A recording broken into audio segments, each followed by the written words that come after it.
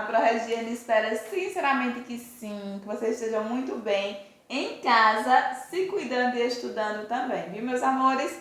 Hoje nós vamos para mais uma aulinha de geografia e vamos começar a trabalhar o tema, o estar e o orientar-se.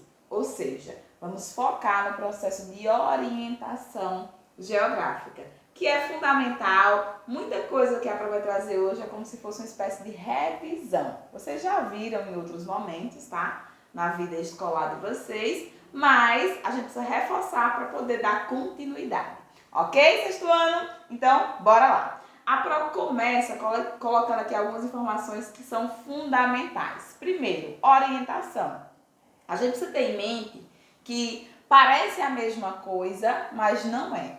A orientação e a localização na geografia. Orientação, eu vou dar as coordenadas, vou dizer como se chega naquele determinado lugar, tá bom? Um determinado endereço, numa rua, né, em um prédio, então eu vou dar as coordenadas. Orientação. Localização, eu vou dizer onde fica, tá bom? Então, em que país, né? Em que região, em que estado, em que cidade, eu vou dizer aonde fica aquele ponto que eu estou retratando. Então, parece a mesma coisa, mas tem que ficar ligadinho que existe essa diferença. Se eu estou falando de localização ou de orientação, que a gente pode ter aí, né, um olhar diferente. Principais meios de orientação. Isso daqui a gente está falando ao longo da história. Então, ao longo da história, o homem ele passou por um processo aí evolutivo na questão da orientação. Ele precisava, né, descobriu que precisava muito cedo, né, dessa orientação e ao longo da história ele foi aí, né, evoluindo nesse processo. Primeiro, começou esse processo de orientação pelos astros. Tá bom? Sol, lua, né? As estrelas, né? Tudo isso servia como forma de orientação para sociedades mais remotas, tá bom? Então eles utilizavam os astros para poder fazer esse processo de orientação aí, tá bom? Depois criou-se um mecanismo mais avançado para aquela época, que foi a bússola.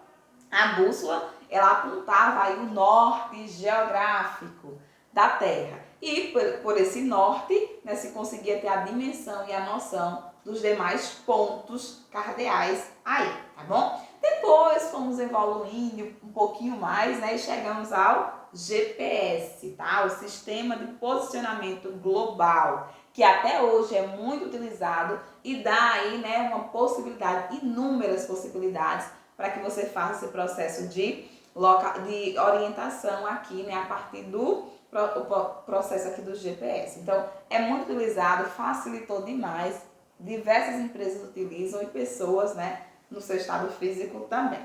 E os mapas, lógico e evidentemente, né, e o próprio globo terrestre. Tudo isso, meus amores, né, a gente vai evoluindo aí ao longo da história, nesse processo de orientação.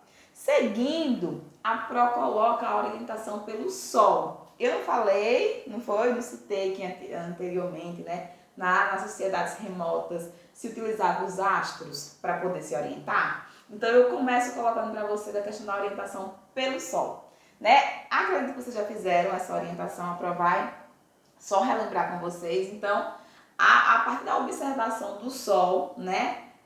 As pessoas conseguiram identificar a questão do nascer do Sol. Então, eles observaram que o Sol sempre, na maior parte das vezes, né, aí quase 100%, ele nasce no leste. Ou, em algumas sociedades, chamavam também de este. Né? Então, no leste. Então, o Sol nascente era no leste. E, por contrapartida, aonde ele ia fazer o processo de se pôr, era no oeste. Quando eles observaram isso, eles disseram, bom, dá pra gente fazer uma localização a partir da visualização desse Sol, né? Então, se eu consigo perceber que ele nasce no leste e se põe no oeste, os seres humanos acabaram criando, a partir dessa observação, os pontos cardeais para conseguir fazer, né, essa localização a partir deles. Então, para orientar-se pelo Sol, basta pela manhã, né, estender o braço direito, tá bom? para o sol nascente, né? E aí, sabendo essa informação que ele está onde? No leste. Os outros pontos fica mais fácil você determinar. Se eu estou dizendo que o leste, né, nesse horário da manhã, está onde eu estendi meu braço, né, direito, então na outra ponta a gente vai ter o braço esquerdo. Então vai estar o quê? O oeste, tá bom? Na frente sempre o norte, nas costas, né, a gente vai colocar assim, vai estar o sul. E a orientação pelo sol acaba ficando dessa forma. Então, o sol não está nascendo aqui, o garotinho, né, estendeu aí o braço direito para esse leste. O esquerdo fica no ponto aqui oeste, tá bom? Na sua frente o norte, nas suas costas o sul. Isso é pela manhã cedo. Se a gente estiver falando aqui desse sol para poder se orientar, já à tardezinha, já às 5 horas da tarde. Então, como eu faria? Faz da forma inversa, você tem que se posicionar da forma inversa, colocando aí o braço esquerdo, né, na direção desse sol, porque esse sol vai estar no processo de se pôr, ok? Então, tem que observar o horário que você vai se localizar e lembrando que, se for pela manhã, esse sol está nascendo, portanto, na direção dele vai ser o leste. Se for no finalzinho da tarde, esse sol vai estar se pondo, então essa direção aí que ele está se pondo vai ser o oeste, tá bom? A orientação pelo sol era feita dessa forma e assim eles criaram os pontos cardeais, tá bom, meus amores? Seguindo aqui, a gente tem a orientação pelo Cruzeiro do Sul. Essa orientação ela é mais específica para as populações que habitam aqui a porção sul, tá bom? Do nosso planeta Terra. Então, foi um ponto de referência que ajudou muito nessa localização aqui, né? A partir do sul. Essa localização ela era feita por uma constelação chamada de Cruzeiro do Sul, tá? Por isso, porque dá essa direção. E ela serve realmente para poder fazer esse processo de localização, tá bom? Descobrir, observando aqui onde é que está esse sul. Então, aqueles que querem utilizar essa constelação para fazer esse processo de orientação, tá? Primeiro tem que localizar essa constelação, o cruzeiro, tá? Identificando aí as estrelas mais brilhantes. Ela vai ter 4 estrelas que vai estar formando uma espéciezinha de cruz, né? Essas 4 estrelas, elas vão ter um brilho a mais quando você se observa, tá bom? Prolongando aí, né, 4 vezes e meio a partir do ponto, né, da estrela mais brilhante, que a gente chama do madeiro. Então, você vai contar como se fosse 4 pontozinhos e meio. Fazendo a linhazinha reta, você vai descobrir onde está o sul, qual é a direção do sul. Então, vai ser uma observação imaginária para se localizar, né? Até porque a gente está utilizando aqui os astros, ok? E também serve muito, é muito utilizada, né, até hoje para se descobrir o sul, a partir desse ponto aqui do cruzeiro. Então, localizou a constelação, os 4 pontos, né, que formam a cruzinha, vai pegar o ponto mais extenso, tá bom? Aqui mais afastadozinho dessa cruz, que a gente chama de madeiro. Vai contar 4 vezes e meio e faz uma reta. Aonde essa reta for parar, ali está localizando o sul. E aí prossegue, né, falando um pouquinho sobre a imprecisão dos pontos cardeais. Quais são os pontos cardeais? Quais são? Disse aí? Lembrou? Pronto.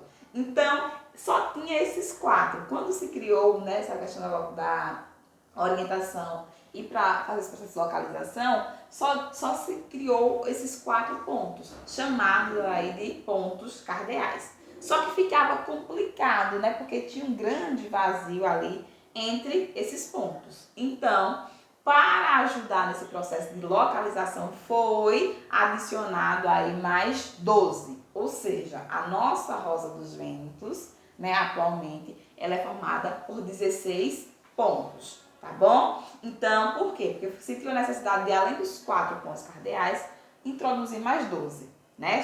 Tendo mais 4, denominado de pontos colaterais, e 8 de subcolaterais, tá bom? Isso foi criado por quê, professora? Porque só os 4 pontos cardeais ficavam imprecisos. Não dava para fazer esse processo de localização tão bem feito.